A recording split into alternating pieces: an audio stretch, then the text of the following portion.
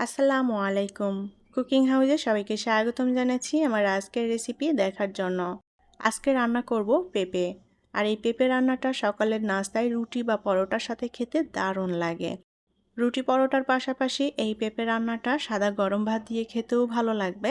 আর এই পেঁপে রান্নাটা এত বেশি মজাদার এবং টেস্টি হয় যে এটা বারবারই খেতে ইচ্ছা করবে। প্যানে পরিমাণ মতো তেল দিয়ে দেব।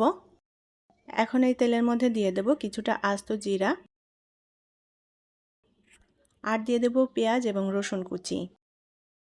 এখন এই পেঁয়াজ এবং রসুন কুচিটা আমি একটু লাল করে ভেজে নেব। পেঁয়াজ রসুন আমি লাল করে ভেজে নিয়েছি। এখন এর মধ্যে দিয়ে দেব কেটে রাখা পেঁপে। পেঁপেগুলো আমি ছোট টুকরো করে কেটে নিয়েছি। আর এখানে ছোট সাইজের একটা পেঁপে নিয়েছি আমি। আর এখানে দিয়ে দেব বড় সাইজের একটা আলু কুচি। আলু এবং পেঁপে একই সাইজ করে কেটে নিয়েছি। ভালো করে নেড়েচেড়ে এখন পেঁপেটা 1 মিনিটের মতো ভেজে নেব। পেঁপেটা 1 মিনিটের মতো ভেজে নিয়েছি। এখন এর মধ্যে গুঁড়া মশলা দিয়ে দেবো। আমি এখানে স্বাদ মতো লবণ নিয়েছি, আর নিয়েছি শুকনো মরিচের গুঁড়া, হলুদ গুঁড়া এবং ধনিয়ার গুঁড়া। মশলাটা আমি হাফ চা চামচের থেকেও কম পরিমাণে নিয়েছি। মশলা দিয়ে ভালো করে নেড়েচেড়ে এখন পেঁপে আলু একসাথে আবার একটু ভেজে নেব। আর পেঁপে রান্নাতে অতিরিক্ত মশলা দিলে পেঁপেটা খেতে কিন্তু ভালো লাগে না, সেই আন্দাজ মতো করেই আমি অল্প অল্প করে মশলাটা দিয়ে দিয়েছি।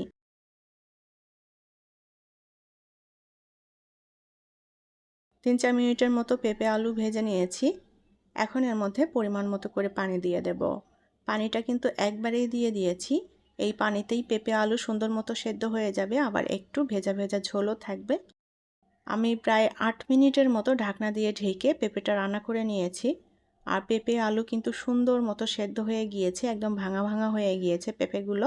আর যে পানিটা আছে পানিটা একটু টানিয়ে আমি মাখো মাখো করে রান্না করে নেব এই পেঁপেটা।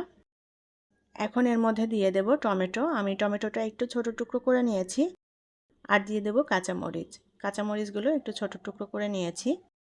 উল্টাপাল্টা করে নেড়ে দিয়ে মিলিয়ে নেব সব কিছু একসাথে। আবারও ঢাকনা দিয়ে ঢেকে রান্না করে নেব। আর টমেটোটা সেদ্ধ হওয়া পর্যন্ত রান্না করে নিতে হবে। আমি আরও 5 মিনিটের মতো ঢাকনা দিয়ে ঢেকে রান্না করে নিয়েছি। টমেটোও সেদ্ধ হয়ে গিয়েছে, আর ঝোলটাও প্রায় টেনে এসেছে। এখন এর মধ্যে কিছুটা টালা জিরার গুঁড়া দিয়ে দেব, আর দিয়ে দেব ধনেপাতা কুচি। উল্টাপাল্টা করে নেড়ে মিলিয়ে নেব। ঢাকনা দিয়ে ঢেকে দেব 2-3 মিনিটের জন্য। 3 মিনিট পর ঢাকনা তুলে নিলাম। পেঁপের তরকারিটা রান্না করা হয়ে গিয়েছে। তরকারিটা একদম মাখো মাখো করে নিয়েছি আমি। যেহেতু রুটির সাথে পরিবেশন করব, এরকম একটু মাখো মাখো থাকলে খেতে ভালো লাগবে। এখন তরকারিটা নামিয়ে আমি পরিবেশন করব। সকালের নাস্তায় রুটির সাথে এরকম একটা পেঁপে রান্না হলে আর কিছুই লাগবে না, এটা দিয়েই খাওয়া হয়ে যাবে।